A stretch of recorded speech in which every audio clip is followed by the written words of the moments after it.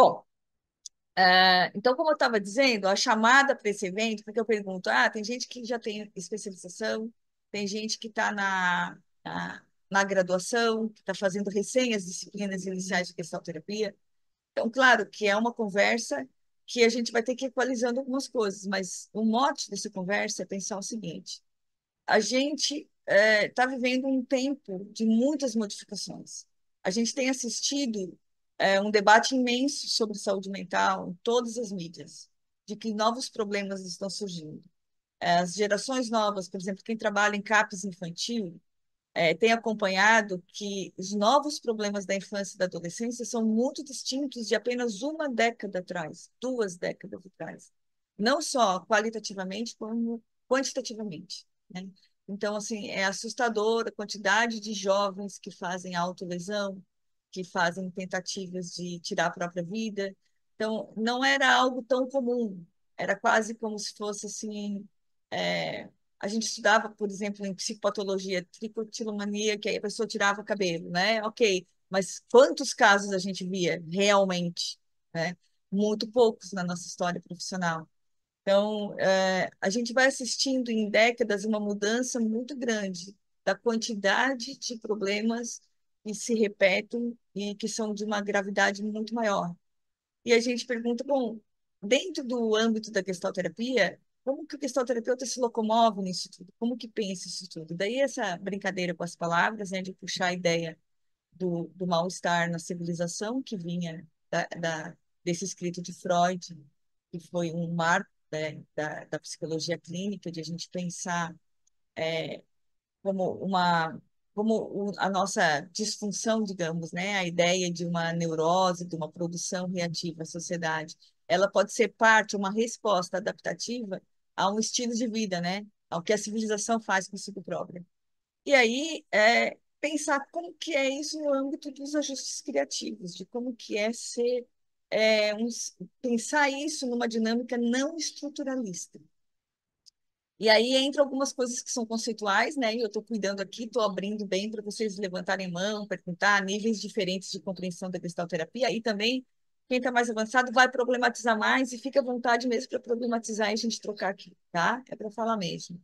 Então, assim, uma coisa tem sido bem recente, teoricamente, na gestalterapia, foi o resgate da teoria do self, que estava lá na obra Gestalterapia de 1951, de Piels, Goldman e Efferlein.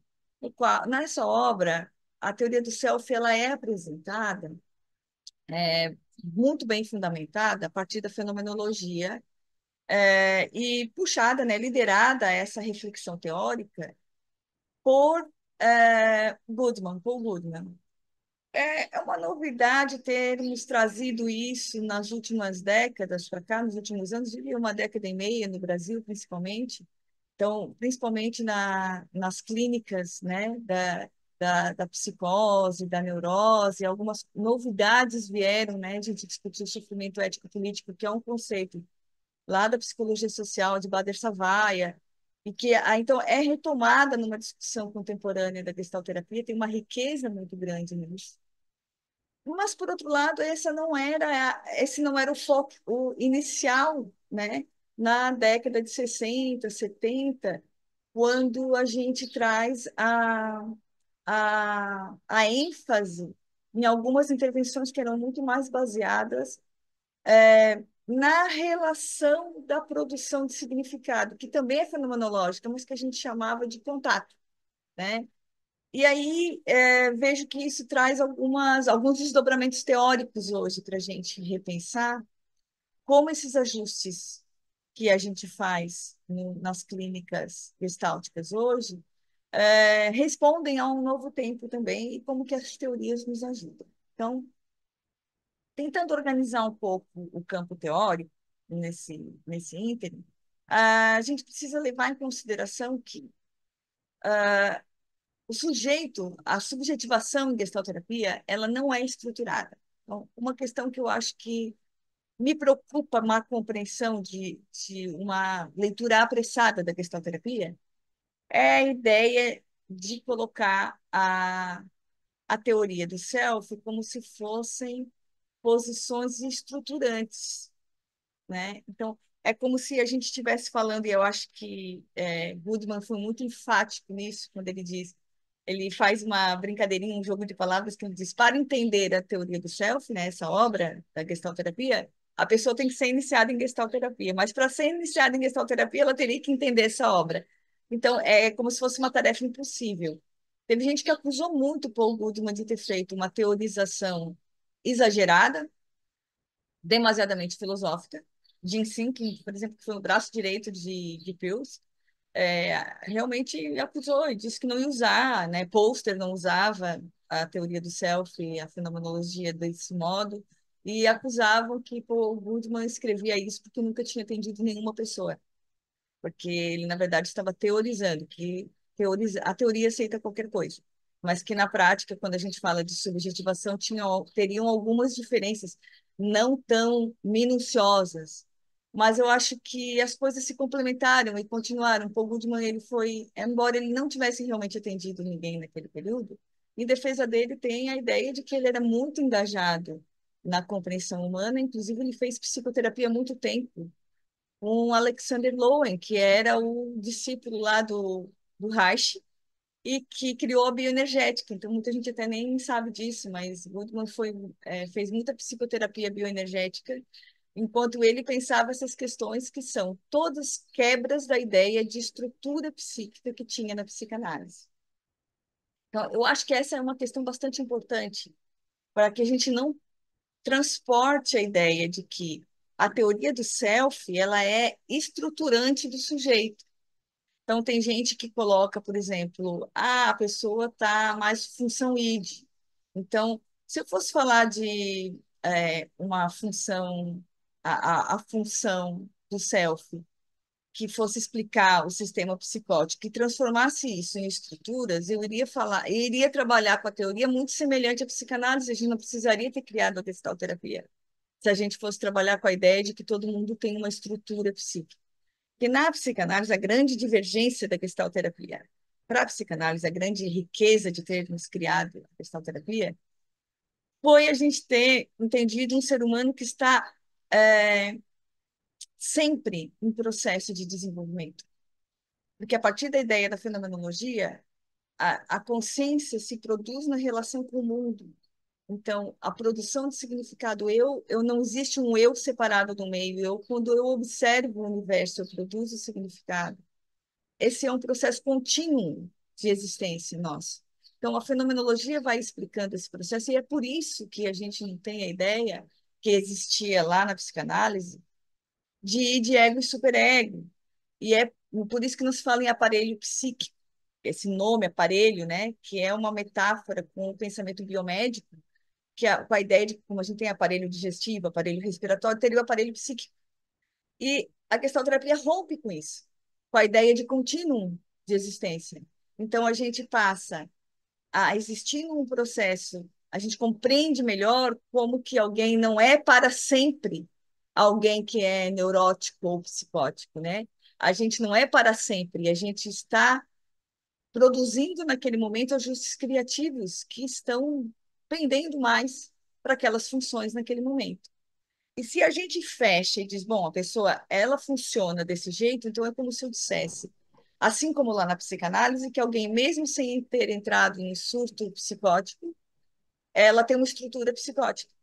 Porque existe no sistema de saúde, por exemplo, quem faz estágio no SUS, quem trabalha no SUS, que lida com prontuários de saúde interdisciplinares e não só da psicologia, tem que dialogar com a rede, vai perceber que sempre que existe essa descrição de psicose no prontuário ou de crise psicótica, a gente está falando de alguém que entrou em surto, em crise. Essa é uma condição no sistema de saúde. A gente não fala de alguém que nunca teve uma crise psicótica na saúde, como alguém que tem uma estrutura psicótica. Esse é um linguajar da psicanálise, a ideia de que a gente pode ter uma estrutura psicótica sem ter nunca entrado em crise psicótica. E a gestalterapia, ela realmente não trabalha com a ideia de que a gente tem uma estrutura oculta. A gente é no processo de vir a ser, a gente está existindo, então a gente realmente pode funcionar de uma maneira psicótica, mas nem para sempre ser É alguém que vai funcionar sem uma possibilidade de outros ajustamentos criativos. Desde a psicologia da Gestalt, como que ela se junta, né? A psicologia da Gestalt, lá a teoria da percepção, se junta com a fenomenologia para tentar explicar essa produção de significados. Então, alguns conceitos que vão lá na origem, elas se desdobram depois quando a gente pensa as clínicas gestálticas, que é como que alguém produz na sua existência saídas para desafios da vida cotidiana. E aí eu acho que a última etapa maior é a gente pensar quais são os desafios contemporâneos que mudam muito as formas de ajustamentos contemporâneos. Mas essa teoria, ela já estava ali, ela já existia, e ela já era, digamos, inovadora, ela era uma teoria que, ali pelo meio do século XX, veio contribuir para a gente pensar um outro jeito de funcionar a sociedade, muito menos é, rotulante, digamos assim, né? A gente não fecha quadros psicopatológicos dessa forma estanque, porque justamente a gente trabalha com um processo de ajustamentos criativos na linguagem da gestalterapia. Como que isso que eu estou falando para vocês chega para quem tem estudado recentemente teoria do self, para quem tem estudado a teoria do contato, a ideia de que a gente se produz na relação com o outro, né? Toda a fronteira do contato, toda a explicação da fronteira do contato, é, eu não vejo nenhuma contradição com a teoria do self, como algumas pessoas veem. Tem pessoas que falam no Brasil, né, quem circula em congresso, se trabalha mais com a teoria do contato com a teoria do self. Acho essa pergunta muito estranha, porque, na verdade, não tem nenhuma contradição teórica. Na verdade, é o modo como se aprofundaram as questões. Mas elas são a mesma teoria, na verdade, é como a gente se produz na relação com o outro, na relação com o mundo, né? Eu queria compartilhar com vocês um pouquinho mais sobre essa ideia, né? Eu acho sobre essa riqueza que a gente não pode perder em gestalterapia, a riqueza de que a gente não trabalha com estrutura psíquica. Então, se vocês entenderem assim, houveram muitas discussões teóricas recentes, principalmente no Brasil, engraçado, no exterior não tem tanta essa discussão, né, nas publicações fora, de que é um grande problema, uma grande novidade, a teoria do self, como se ela fosse uma coisa nova. E ela foi publicada em 1951. É porque a tradução no Brasil ela já chega muito tarde, ela chega em 97, né? Então, e depois aí começam os grupos a distribuir isso nas escolas de formações no Brasil e tal. Mas, na verdade, não tem nenhuma contradição em relação à teoria do contato.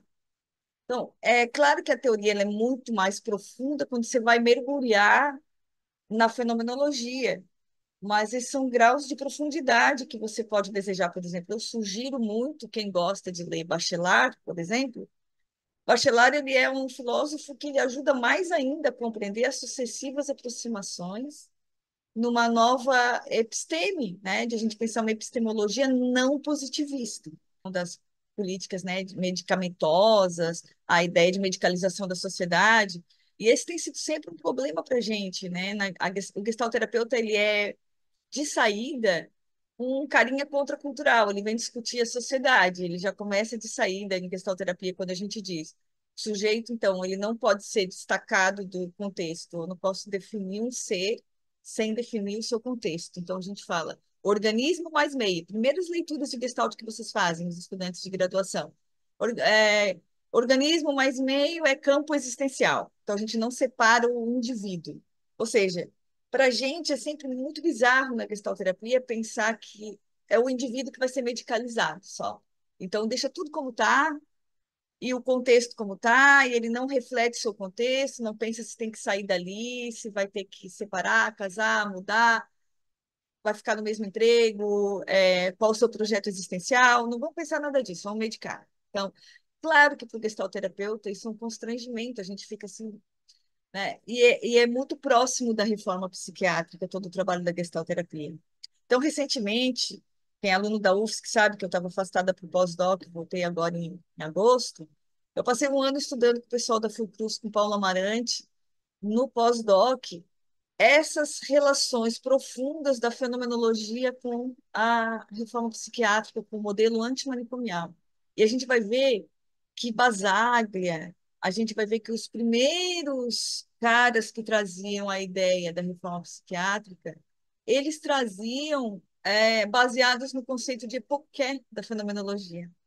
Não é que, olha que interessante. Essa é a base, é por isso que a gente se identifica tanto, né? A ideia de que colocar entre parênteses o, o diagnóstico não significa negar que exista algum diagnóstico. O meu colega de equipe trabalha com diagnóstico, ok, eu estou num CAPS, eu estou num posto de saúde, num hospital, ok. Eu coloco entre parênteses é a suspensão. Lembram do conceito de Epoché, da fenomenologia? A suspensão dos meus valores e eu começo a focar na pessoa em sua integralidade, e não no rótulo ou no diagnóstico que ela tem. E isso é, na verdade, é, uma contravenção do sistema de saúde, né? Porque o sistema de saúde ele é baseado na ideia de diagnóstico.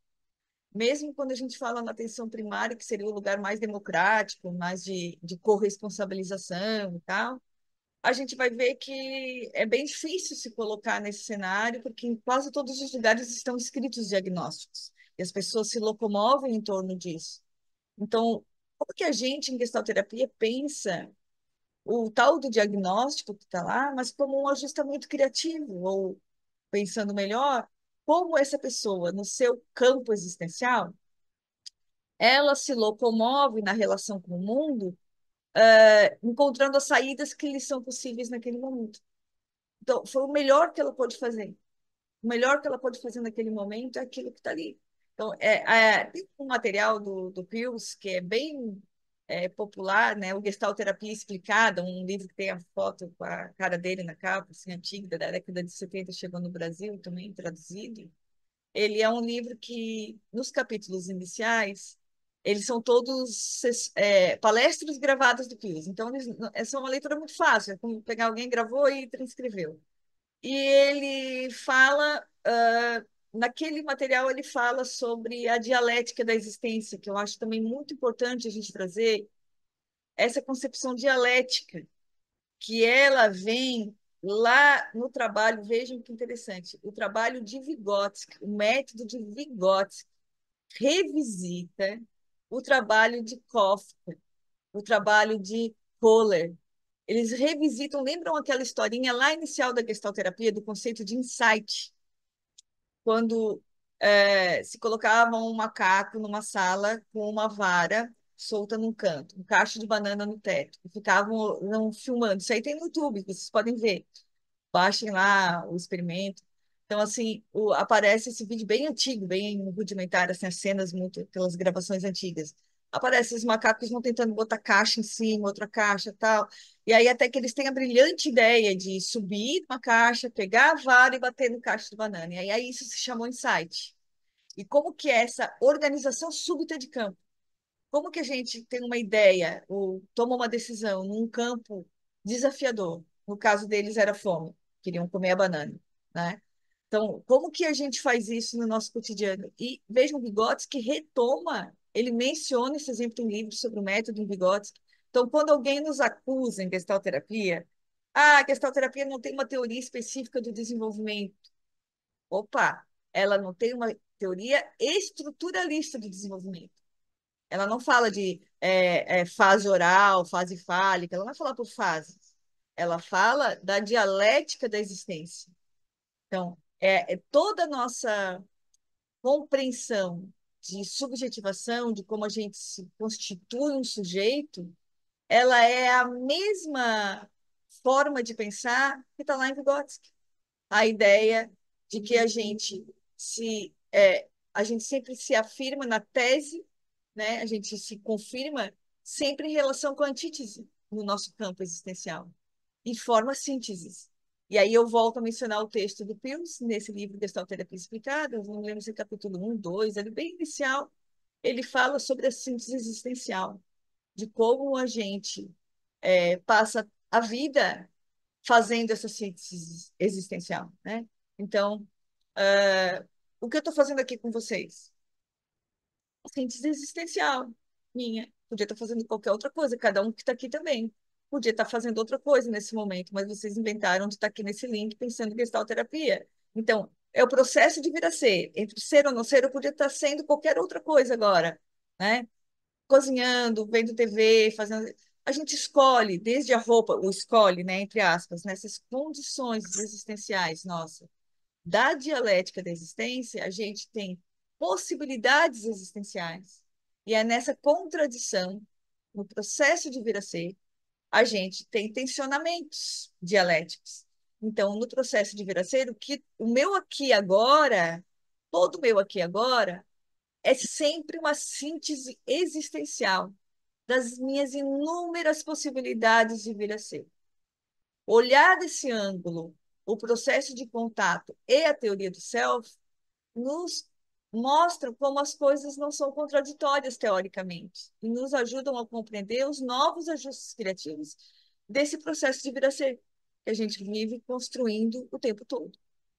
Não é casual que a gestalterapia tenha surgido, porque do ponto de vista teórico, uma teoria se justifica quando ela traz uma reflexão nova. Veja, uma coisa que tem me preocupado com a nova geração de gestalterapeutas é uma certa coisa contemporânea também da sociedade atual, né?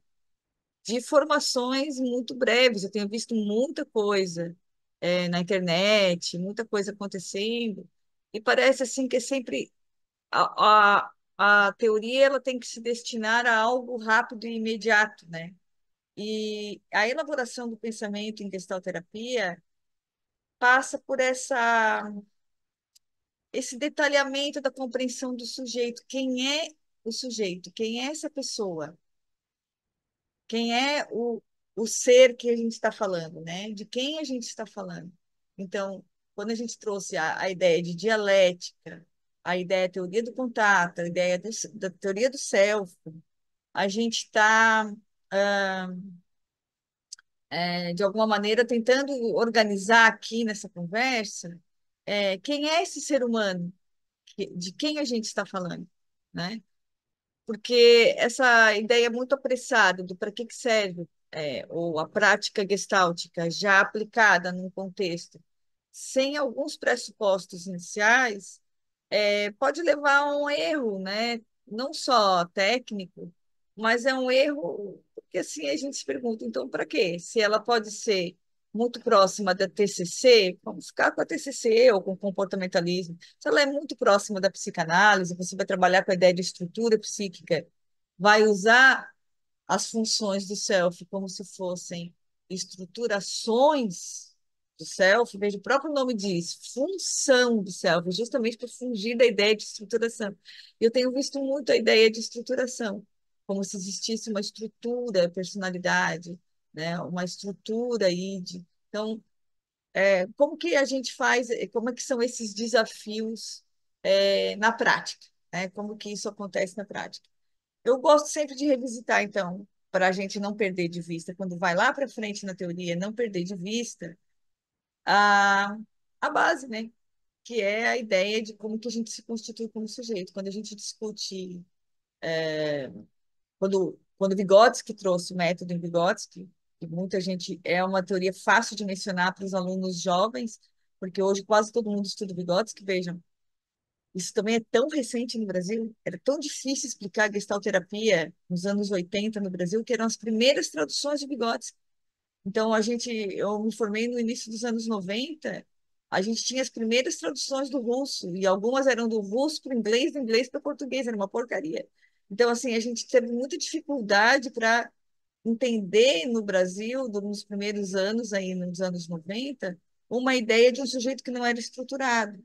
Mas mais do que isso, a que serve o modelo de estrutura, né?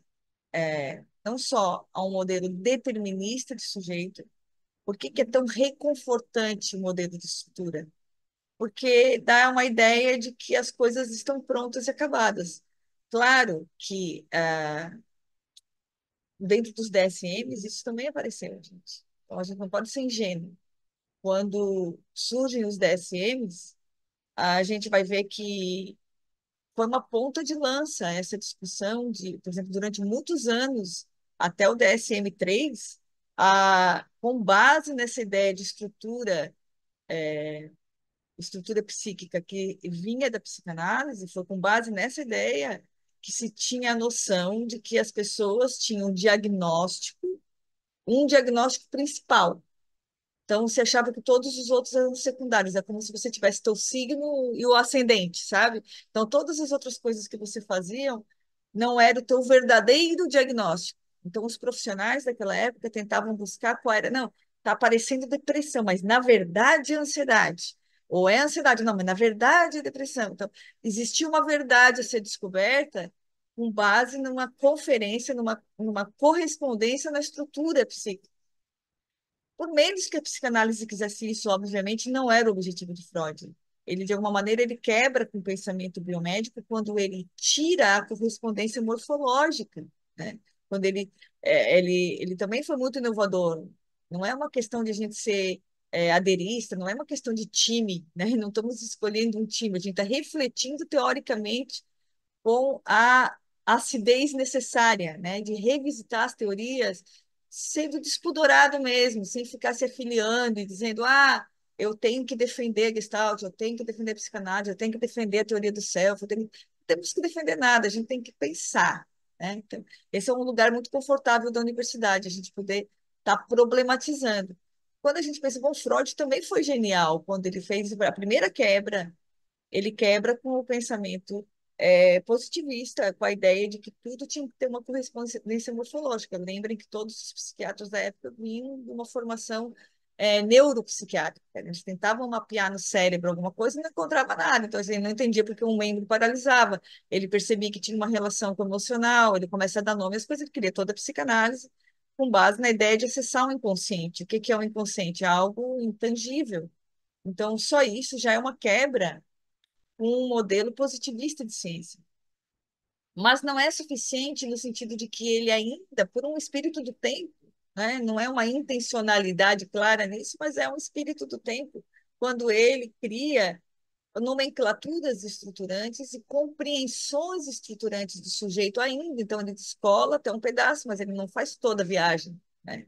Aí, para isso que funciona criar novas teorias. Então, qual é o grande acréscimo da gestalterapia? Qual é a grande revolução que a gestalterapia traz?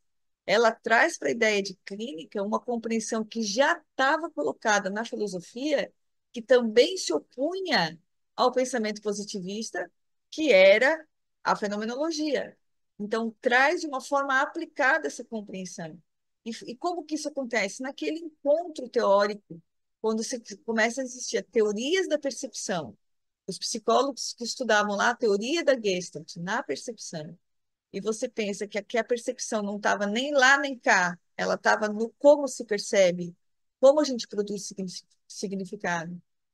E essa sequência de formação teórica vai ser ao longo do século XX, então traz uma problematização contínua, tanto é que não é à toa e não é mera coincidência que quase todos os gestalterapeutas que surgem, então, na década de 50, nas primeiras gerações de gestalterapeutas, são todos caras contestadores, que vinham, e é um espírito do tempo também, do pós-Segunda Guerra Mundial, de um período em que se discutia as estruturas sociais também.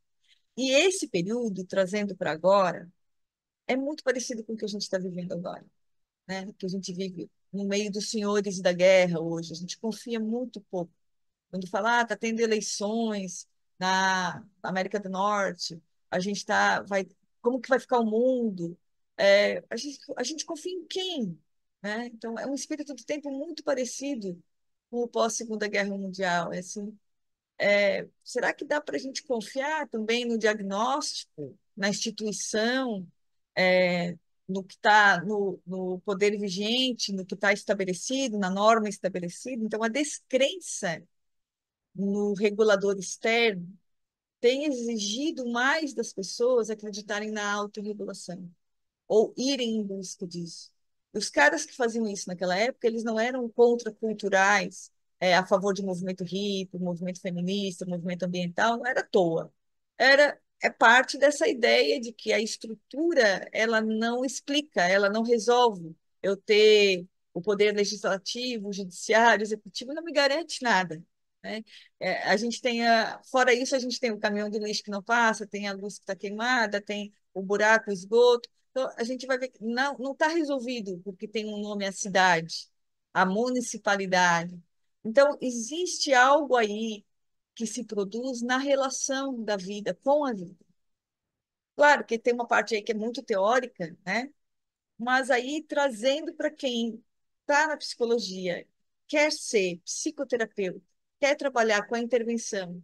Então, a gente entende que toda pessoa, na sua singularidade, ela traz esse seu espírito do tempo, a coletividade, porque a dialética explica isso de alguma forma. Quando a gente tensiona a nossa tese como pessoa, eu, Magda, ela é sempre fruto, a minha síntese, ela é uma síntese atual de inúmeros tensionamentos com essas possibilidades de vir a ser que eu tinha dito antes. Então, também é um tensionamento. Magda, mulher.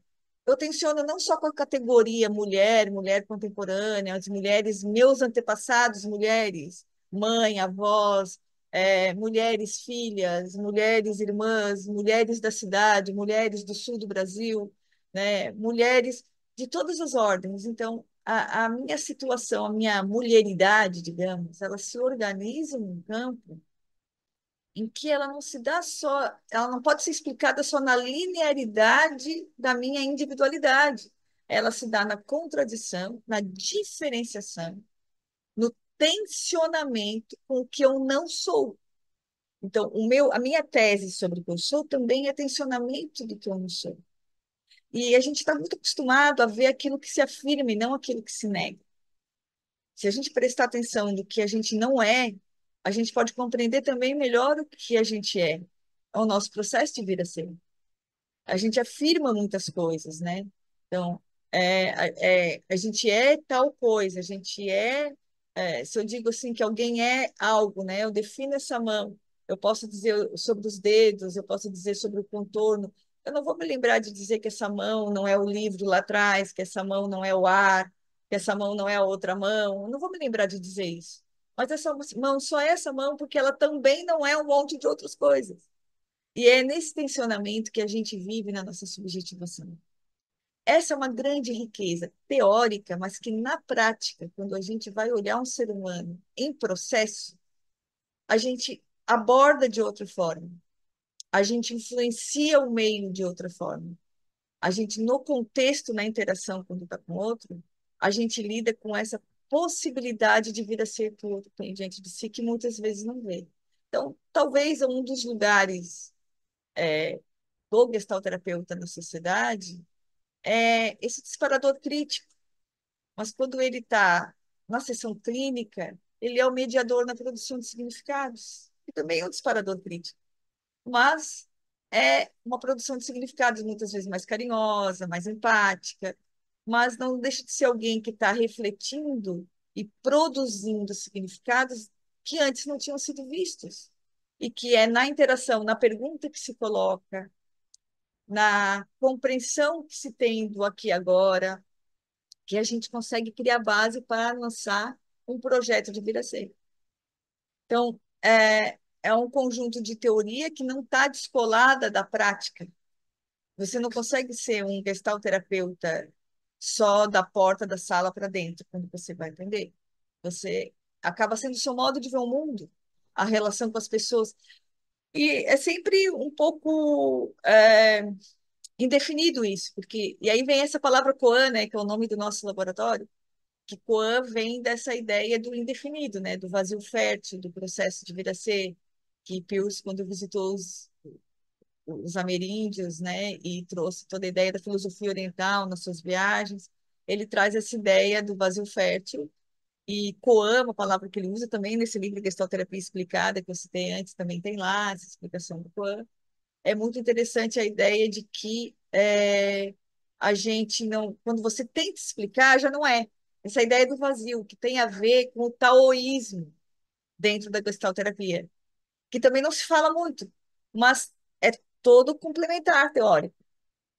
Ser um bom gestalterapeuta é compreender, por exemplo, onde isso aparece, esse taoísmo, né? É aceitar as coisas mesmas, que também está na fenomenologia, né?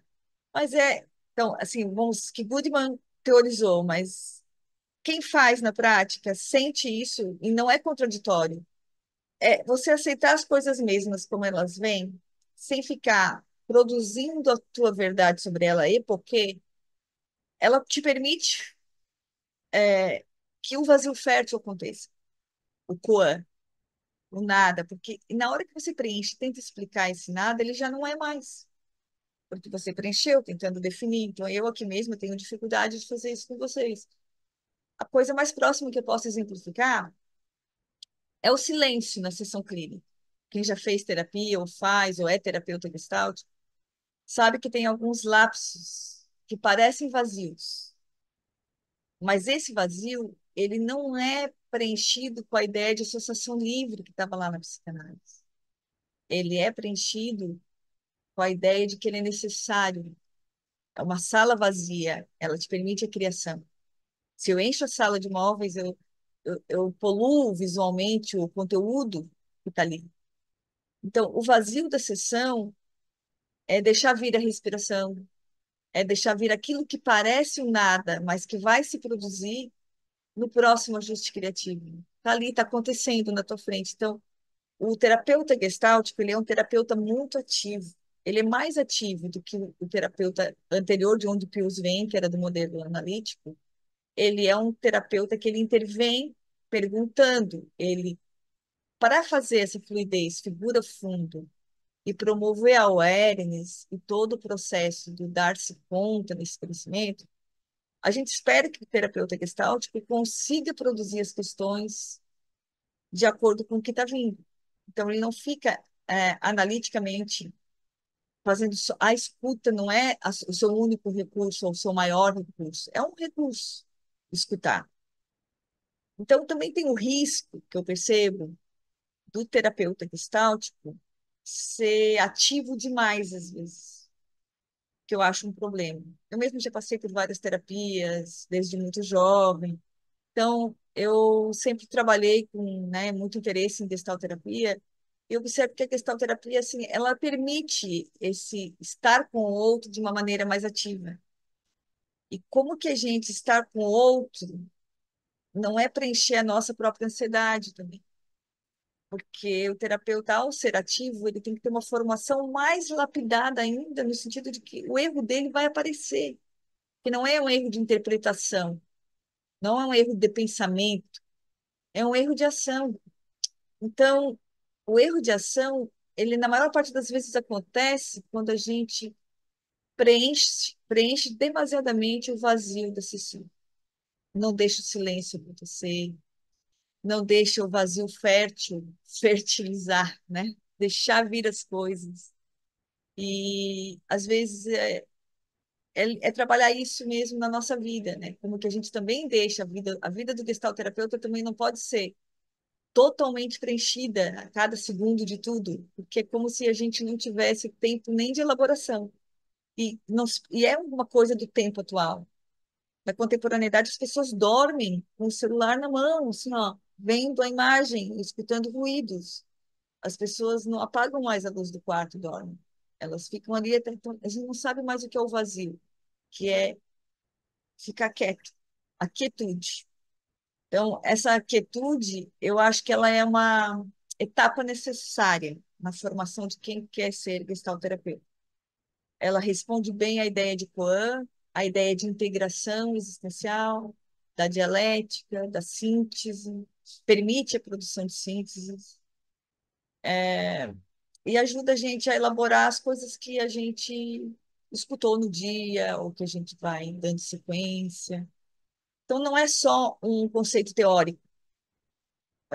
Me preocupa também um pouco essa ideia de que a gente tem que saber cada conceitinho. Eles não estão separados, tão separados assim.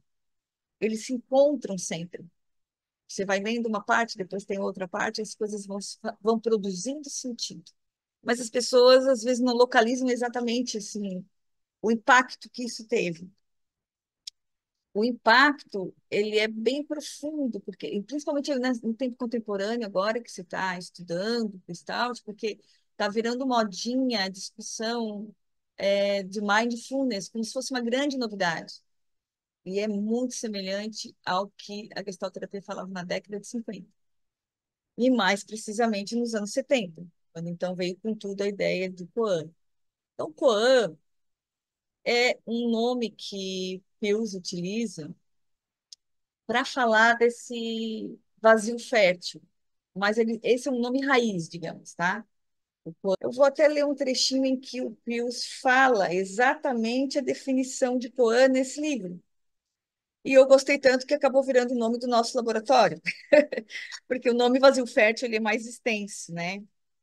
Mas a palavra Coan, ela tem essa influência do, a gente não pode esquecer, que é meio indígena, assim, mas é muito parecido com o que os guaranis falam. Então, assim, ó, ele vai falar no capítulo 3 desse livro, tá? O Gestalterapia Explicada. Ele começa o capítulo 3 dizendo: Deixem-me falar agora sobre um dilema difícil de ser entendido.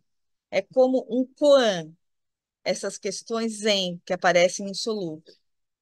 O koan é, dois pontos, nada existe a não ser o aqui e agora. Quem já meditou, quem faz meditação, vai entender o que eu estou dizendo, tá? A fala minha agora, até ali eu estava lendo, né? Então, a frase do Pius. O Koan, nada existe a não ser o aqui e agora. O agora é o presente, é o fenômeno, é o que você percebe. É o momento no qual você carrega consigo as suas assim chamadas memórias e as suas assim chamadas antecipações. Eu vou ler a nota de rodapé, porque ele define esse termo técnico no budismo, palavra ou frase sem sentido que não pode ser resolvida pelo intelecto, usada como um exercício para transcender as limitações do pensamento e desenvolver a intuição. Então, vou parar por aqui a parte de leitura para não ficar muito chato, mas é interessante que esse conceito, ele é o conceito. Bom, aqui agora é um conceito muito forte para a gestalterapia, porque todo o passado e o futuro, eles vão, né, a tua antecipação de futuro, o projeto existencial para o futuro. E tudo que é teu background, que você já viveu, memórias, sensações que você nem lembra que tem, às vezes intracelular, ou quando apanhou, não gosta de ser tocado, abraçado hoje em dia, porque apanhou muito quando era criança. Qualquer coisa desse sentido que é fundo de experiência, é fundo, é passado vai aparecer, faz sentido no aqui e agora. Então, eles deram tanta ênfase no aqui e agora que quando Pius conheceu a meditação, o Koan, o vazio fértil do Zen budismo, do taoísmo especificamente, ele traz a ideia de que a gente pode exacerbar isso aqui agora. Então, é a partir do aqui e agora que é como se a técnica de ampliação ela já existia como experimento. Ampliar um sentimento, né? Uma técnica que se usa na clínica. Por exemplo, alguém está sacudindo o pé. Sempre que fala daquela pessoa que não gosta de sacudindo o pé, a gente pode dizer, pode chuta mais, que emoção que vem, né? Não tem essa coisa de ampliação? Quem é terapeuta aqui já sabe. É mais uma técnicazinha, beleza, mas isso não é do nada também, veja, mas vem da ideia de que o aqui e agora nos dá todas as pistas do que é importante pautar.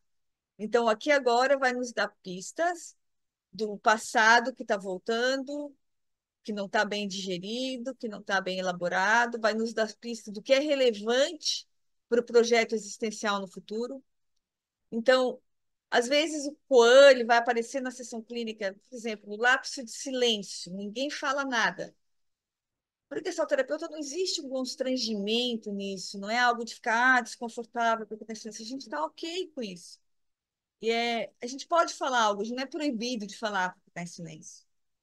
Pode vir daqui a pouco a questão, como está se sentindo agora, ou perceber que está vindo um choro, ou que tá... A gente deixa vir, deixa florar. Se a gente preenche tudo, a gente não deixa o agora falar nada. É como se a gente quisesse abafar tudo. E aí a gente tem que se indagar como profissional. O que eu estou querendo abafar? A minha insegurança por ser terapeuta jovem, a minha insegurança por o outro vai pensar que eu não sei lá o que mais que pode estar vindo para a pessoa, né? Mas são muitas experiências que ficam juntas, né? E elas não são possíveis de ser separadas nem totalmente definidas. A gente lembrar que nós somos nosso próprio instrumento de trabalho. Então, essa relação que torna o terapeuta ativo, né? Exige muito da gente. porque a gente tem que estar mais ou menos bem com nossas funções de contato para ir para o trabalho, para estar com o outro, né? Que de alguma maneira não sobra outra coisa ali do que não a relação. Que a relação é que produz a terapia, né? A relação que realmente quebra com a ideia de modelo hierárquico, né? Verticalizado, que era baseado na ideia transferencial. Isso é uma outra questão que vale uma tese de doutorado aí, né? Só discutir o que significou, gente. Que agora a gente já aprende isso, vocês aprendem na graduação, tem formação sobre isso, e tal. Vocês podem fazer ideia o que significou em um determinado tempo histórico a quebra com a ideia de, ah, de hierarquização, de que a consulta se dava, eu consulto alguém, porque a transferência ela prezava ainda por isso. Ela zelava uma relação verticalizada. E a gestalterapia ela traz também essa quebra, ela traz a ideia de que é uma relação de encontro, de contato. Então, a relação terapêutica se baseia nessa produção dialógica, na abordagem dialógica, de contato, de encontro entre as partes. Isso é a relação. E aí, isso confere inúmeros desdobramentos que a gente precisa aprender como terapeuta. Primeiro que a gente não faz análise, né? A gente não tem transferência, a gente não tem esse suposto saber, esse lugar de poder, que a gente pudesse fazer interpretação analítica. A gente trabalha com uma compreensão fenomenológica do que está entre nós. Né? E essa compreensão é sempre baseada numa troca de informações que eu não tenho autoridade moral para dizer a verdade absoluta sobre o outro. É a própria pessoa que fala de si. E isso gera técnicas, né, recursos, estratégias de linguagens, por isso tanto experimento. Ah, por que que a gente faz tanto experimento? Porque é divertido? A gente faz experimento porque é a única maneira da pessoa se descobrir mesmo, sem eu ter que interpretá-la. Sente na demonstração aquele ahá, né, a awareness se produz. Aquela, lembra a organização, a reorganização do campo, que é a ideia de insight lá do macaco, do experimento de Kohler, que é a ideia de que bota a vara, cai o cacho de banana, e o cara fala, ó, o que que o macaco teve? Uma ideia, uma compreensão, uma organização súbita de campo, né? E essa organização súbita de campo a gente faz quando produz awareness, só que ela é uma totalidade, ela se dá de uma forma que é emocional, não é só cognitiva. Então, é uma perspectiva de mudança. Sabe quando você viu, você não pode mais deixar de ter visto o que você viu. É como a gente em projetos trabalha com mulheres em situação de abuso, em alguns projetos nossos na UFS, e quando esse fenômeno da descoberta de que aquilo tem um nome, de que aquilo é abuso, de que aquilo, as outras pessoas não passam por aquilo, que ela está vivendo uma experiência singular de sofrimento, mesmo que ela não consiga ainda sair da situação abusiva, ter tido essa awareness, né? Estou dando um exemplo, né? Perceber que isso tem um lugar na existência dela diferente é já uma compreensão que muda substancialmente sua relação com o seu contexto. Ela já não consegue mais estar ali tão passiva. Ela começa a mudança. Toda mudança começa em algum lugar de awareness, né? Quando a gente começa a dar-se conta do nosso processo existencial. Então, assim, tem uma busca por diagnósticos que é acesso, é também acesso. Até que ponto o diagnóstico ele nos impulsiona a reorganização da vida e acesso a direitos, e até que ponto ele nos limita e nos acomoda. Eu acho que essa é uma indagação para o gestalterapeuta. Para quem está começando a vida profissional agora, eu sugiro fortemente que não discuta com o paciente seu diagnóstico. Não discuta assim, não se contraponha, que ela tanto se identifica com o seu diagnóstico que para ela é difícil assumir que não, que ela pode ser alguma coisa para além daquilo. Ou seja, é mais ou menos epoqué.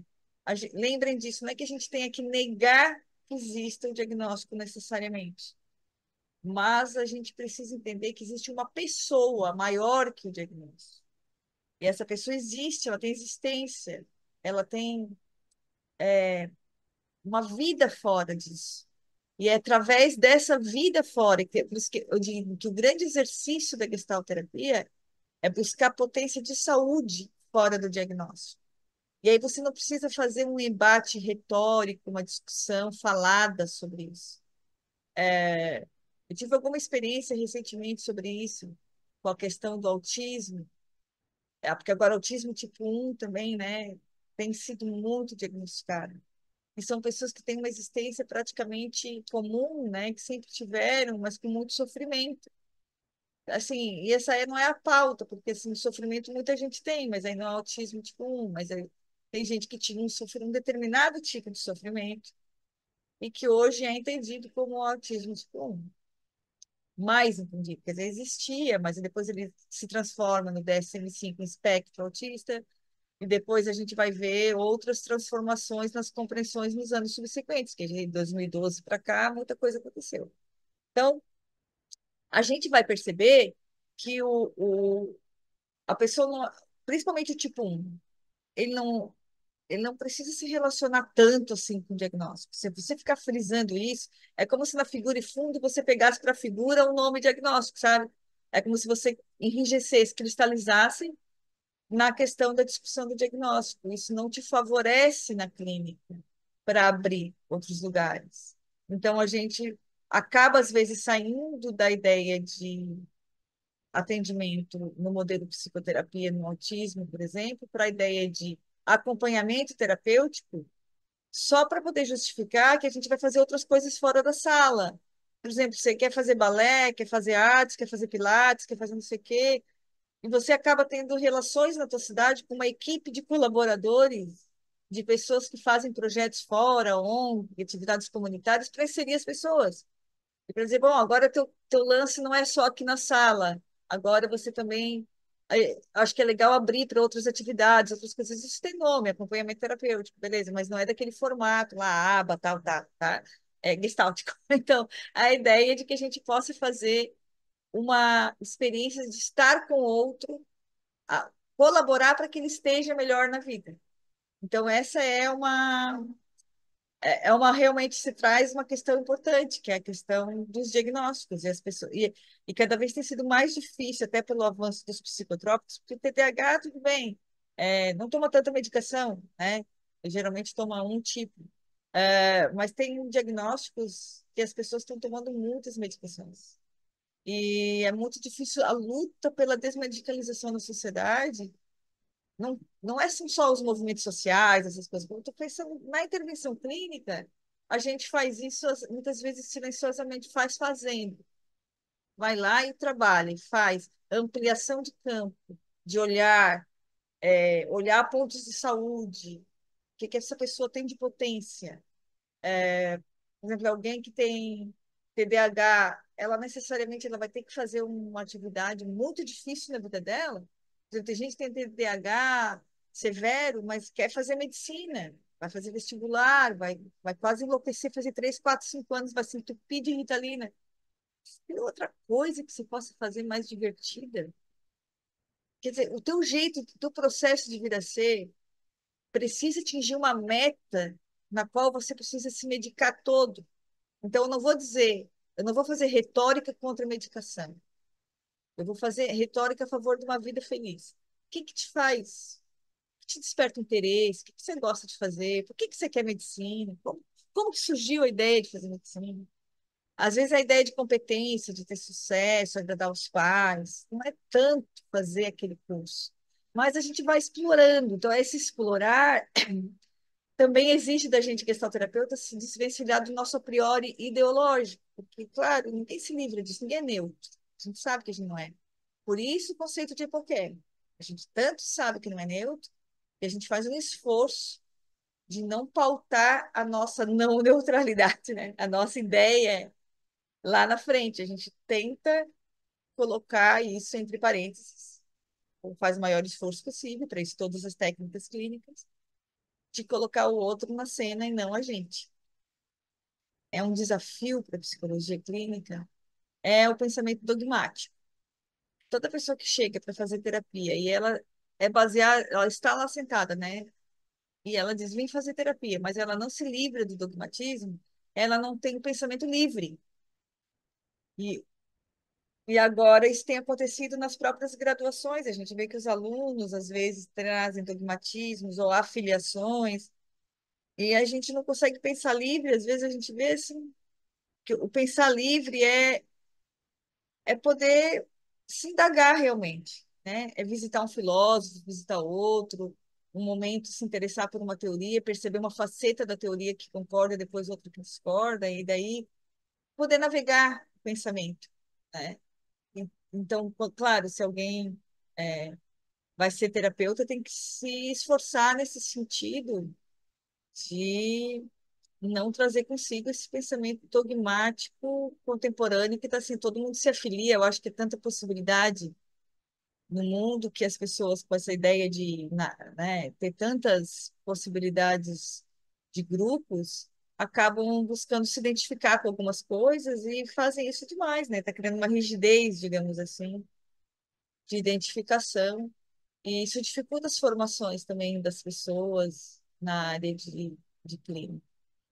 Mas pensem, isso é só um desenho para tentar explicar o que é a vida. O que que é a vida? A vida é uma coisa que pulsa, né? Então a gente se autorregula. Pensa assim. O organismo se autorregula. O pulsa. Você está aí pulsando, tuas veias, teu coração. Então, a gente sempre busca homeostase. O organismo vivo, ele busca um equilíbrio homeostático. Esse pulsar, esse equilíbrio homeostático, ele nos move na direção de encontrar saídas. Assim como uma planta, qualquer, se você for olhar Maturana e Varela, biólogos, né, que estudam a ideia de homeostase, a gente for pensar, qualquer organismo que tem vida, ele busca se equilibrar para sobreviver. Então, a gente, por isso que quando a gente está com muito calor, a gente sua. Por isso que quando a gente está com sede, a gente começa a pigarrear e tal, e daqui a pouco a gente vai descobrir que precisa tomar água, a gente não vai morrer de sede. O organismo tem uma inteligência autorregulatória. Como em gestalterapia, a gente não separa mente e corpo, vejam, isso é muito importante, tinha esquecido de falar, a ideia do holismo, né? Todo mundo sabe, mas veja como isso é importante para a ideia de contato. Não se separa um contato emocional num contato físico. Tudo é contato, gente. Então, eu estou com contato físico, eu estou sentada nessa poltrona, meu corpo está aqui fazendo troca de temperatura com a poltrona, beleza?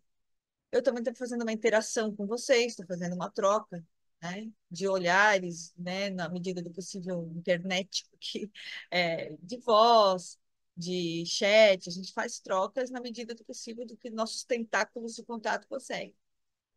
Mas essas experiências, elas são tanto cognitivas, emocionais, é uma totalidade. Inclusive, a totalidade é o regulador do campo, esse conceito de totalidade.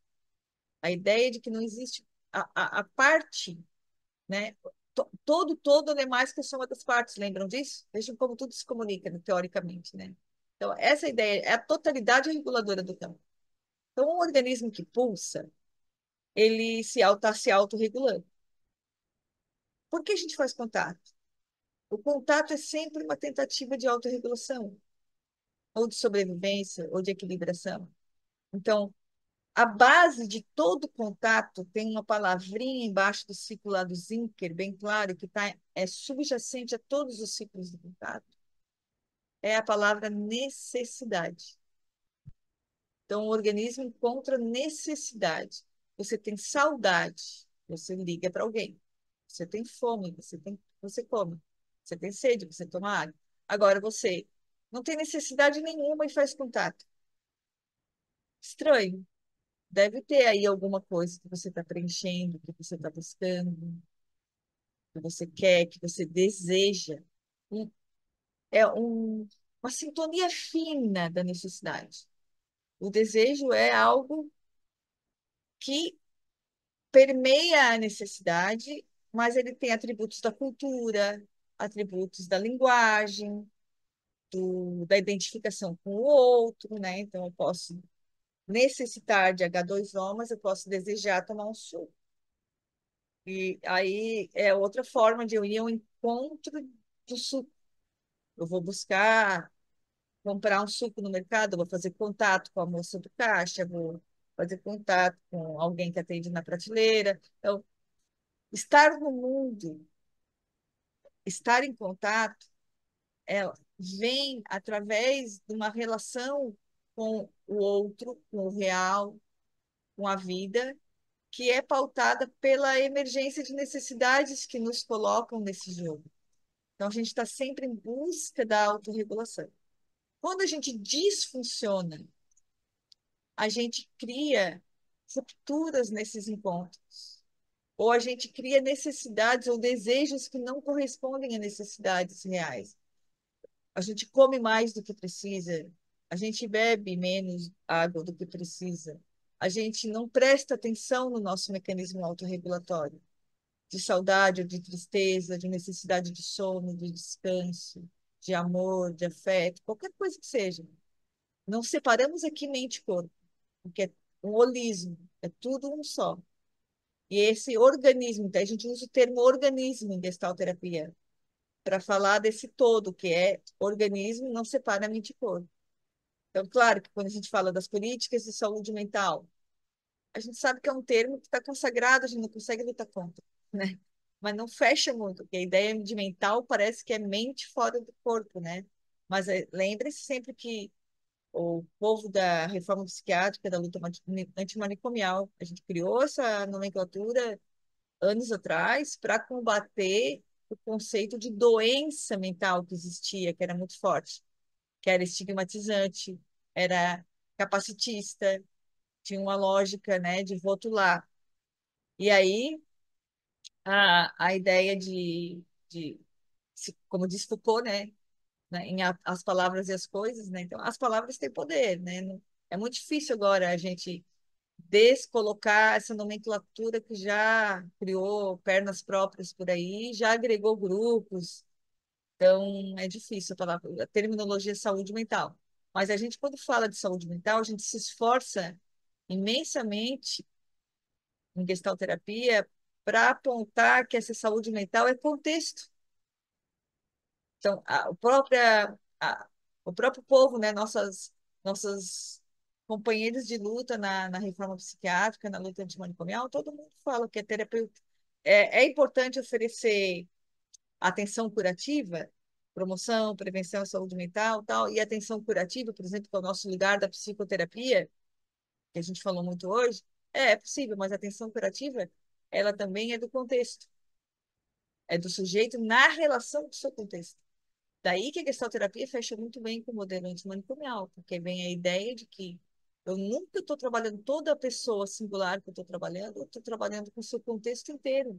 Quando eu falei a mulher na dialética, eu, Magda, mulher, eu carrego comigo no meu campo o tensionamento dialético com todas as mulheres do meu tempo, antes do meu tempo, e que virão depois de mim. Então, eu estou trabalhando com a ideia, com a categoria mulher, mas, claro, é o sujeito singular que está sofrendo. E ele merece também atenção em saúde. Então, o sujeito singular, ele é o porta-voz de uma dor que pode ser de muitas mulheres.